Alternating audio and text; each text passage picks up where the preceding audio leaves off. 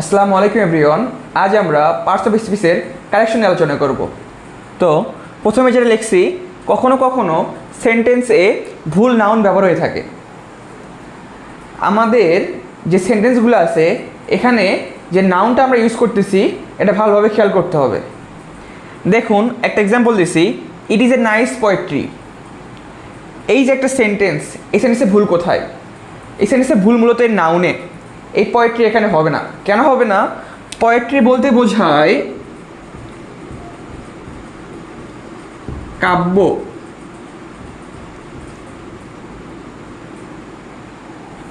Poetry বলতে কি বোঝায়? কাব্য।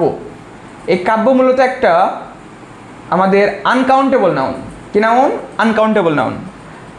আচ্ছা, যদি নাউনটা আনকাউন্টেবল হয় তার সামনে কি ইয়ে লেখা যাবে? মোটেও যাবে না। তাহলে এই সেন্টেন্সটা আমাদের ঠিক নেই। তাহলে এখানে কি করতে হবে? এখানে পোয়েট্রিটা তুলে দিতে হবে। আমি যদি পোয়েট্রি না লিখে এখানে পয়েম লিখে দিতাম তখন ঠিক হইতো না? পয়েম বলতে কি বুঝি আমরা? কবিতা। তো কবিতা একটা হতে পারে, কিন্তু কাব্যগুলো তো কটা হয়? একাধিক হয়ে থাকে। তাহলে কি হবে? It is a nice poem. এখন আমাদের বাক্যটা ঠিক আছে, তাহলে এটা কি? ভুল। আচ্ছা, আরেকটা এক্সাম্পল দেখুন, he gave a false witness. Witness মানে কি? সাক্ষী। সাক্ষী কে হয়? একজন ব্যক্তি হয়। তো আমরা কখনো সাক্ষীকে দিতে পারি না। আমরা কোর্টে যখন কি করতে পারি? আমরা কোর্টে আমরা কোনো কিছু ধরতে পারি না, এভিডেন্স। আমরা এভিডেন্স কী করতে পারি? দিতে পারি, তাই না? কিন্তু সাক্ষী কি কখনো দেওয়া যায়? দেওয়া যায় না। তাহলে এটা কি হবে? He gave a false evidence.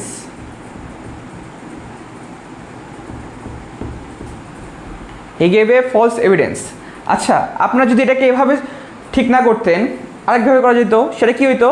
আমি এখানে উইটনেসটাকে ঠিক রাখতাম কিন্তু এই গেপটা তুলে দিতাম। তাহলে কি লিখতে পারতাম? হি ওয়াজ এ ফলস উইটনেস বা he is a false witness. তখন আমাদের সেন্টেন্সটা ঠিক থাকতো। আশা করি বুঝতে পারছেন। এরপরে আমাদের দ্বিতীয় নিয়মটা দেখুন। তাহলে প্রথমটা আমাদের ভুল হয়েছে।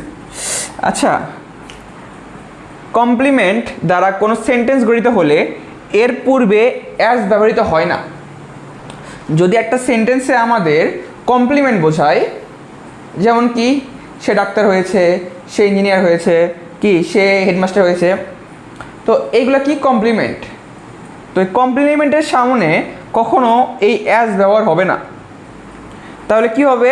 জাস্ট অ্যাজটা উঠে যাবে। তাহলে করিম ওয়াজ অ্যাপয়েন্টেড অ্যাজ হেডমাস্টার। এই সেন্টেন্সটা আমাদের কি? ভুল। তাহলে কি হবে? করিম ওয়াজ অ্যাপয়েন্টেড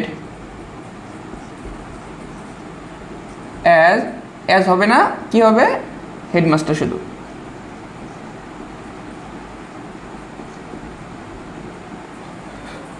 তাহলে করিম ওয়াজ অ্যাপয়েন্টেড হেডমাস্টার। এখন আমাদের বাক্যটা ঠিক আছে। এরপরে দেখুন আরেকটা এক্সাম্পল, হি ইলেক্টেড হিম অ্যাজ ক্যাপ্টেন। তো এখানেও সেম প্রবলেম। আমাদের কি করা যাবে না? কমপ্লিমেন্টের আগে অ্যাজ ইউজ করা যাবে না। তাহলে জাস্ট এখানে অ্যাজটা যদি আমি তুলে দেই তখন আমাদের সেন্টেন্সটা ঠিক আছে। হি ইলেক্টেড হিম ক্যাপ্টেন। আশা করি বুঝতে পারছেন, এটা আমাদের ঠিক। এরপর আমরা বাকি নিয়মগুলো দেখব। এখন আমরা 3 নম্বর নিয়মটা দেখব। লেট দ্বারা কোনো সেন্টেন্স আরম্ভ হলে লেটের পরের প্রোনাউন এর অবজেক্টিভ ফর্ম হয়। ভালো করে পড়ুন।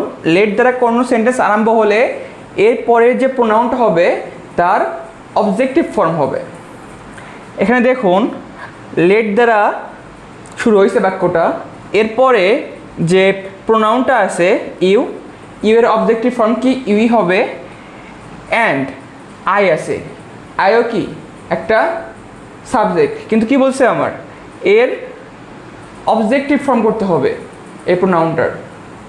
আইয়ের অবজেক্টিভ ফর্ম কী হবে? মি। তো এই বাক্যটা আমাদের ঠিক নেই, ঠিক করতে হবে। তাহলে আই চেঞ্জ করে জাস্ট মি করলেই হয়ে যাবে। Let you and me go out for walk. আশা করি বুঝতে পারছেন। এরপরটা দেখুন, কোনো ব্যক্তিকে কোনো ব্যক্তির সাথে তুলনা করা হলে, কোনো একজন ব্যক্তিকে অন্য একজন ব্যক্তির সাথে তুলনা করলে যার সাথে তুলনা করা হয় তার আগে দা আসে। দেখুন, Nazrul is Shelley of Bangladesh. এই শেলিটাকে, শেলি হচ্ছেন একজন কবি। তো নজরুলকে কার সাথে তুলনা করা হয়েছে? শেলির সাথে তুলনা করা হয়েছে। তাহলে যার সাথে তুলনা করা হবে তার আগে কি ইউজ করতে হবে? দা ইউজ করতে হবে। তাহলে এই বাক্যটা আমাদের কি? ভুল। ঠিক কি হবে? Nazrul is the Shelley of Bangladesh.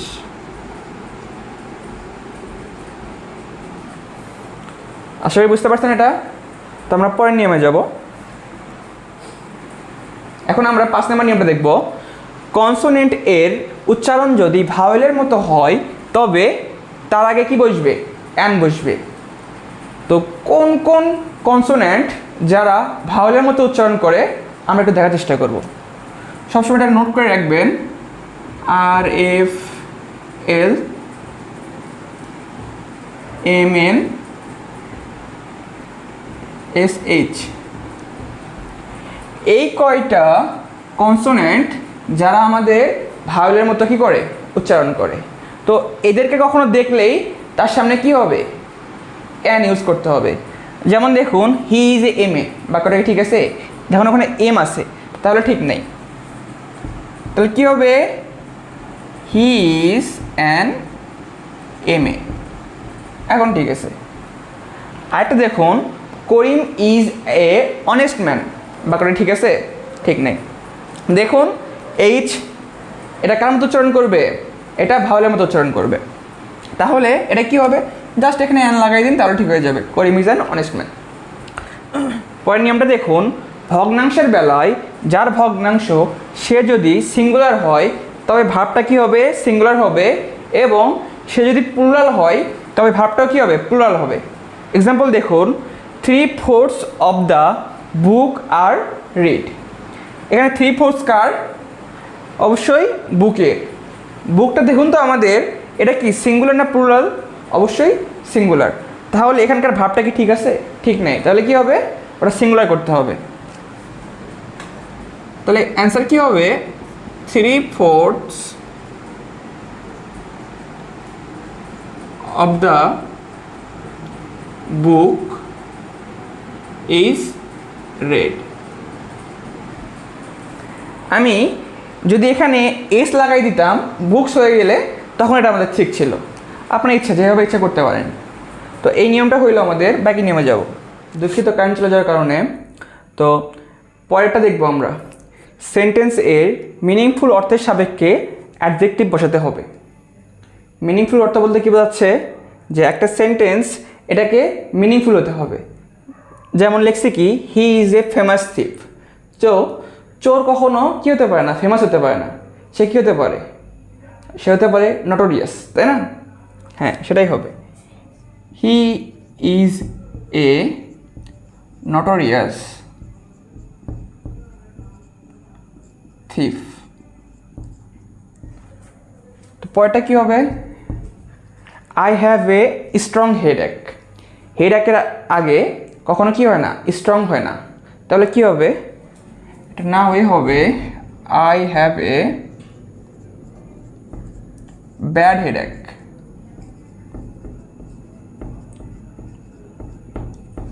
পরের নিয়মটা দেখুন, কোন ব্যক্তির দ্বারা কাজ বোঝালে বাই বসে, কিন্তু কোনো বস্তু দ্বারা কাজ বোঝালে কি বসে? উইথ বসে। একটা এক্সাম্পল দেখুন, I killed a snake by a stick. আমি কি করলাম? লাঠির দ্বারা একটা সাপকে হত্যা করলাম। তো এখানে কি বাই ইউজ হবে? বাই ইউজ হবে না। আমরা কি বলছিলাম? কোনো বস্তু দ্বারা কাজ বোঝালে, কাজটাকে আমি নিজে করছি, হাত দিয়ে করছি? করিনি। কী দ্বারা করছি? লাঠি দ্বারা করছি। যেহেতু লাঠি একটা কি জড় বস্তু, এই জন্য সেখানে কি ইউজ করা যাবে না? বাই ইউজ করা যাবে না, উইথ ইউজ করতে হবে। তাহলে ঠিক কী হবে? এটা ভুল। I killed a snake with a stick. আশা করি বুঝতে পারছেন। তো এই ছিল আমাদের আজকের টপিকটা, খুব ইম্পর্টেন্ট। আশা করি আপনাদের ভালো লাগছে। যদি ভালো লাগে থাকে অবশ্যই আমাকে কমেন্টে জানাবেন। আসসালামু আলাইকুম।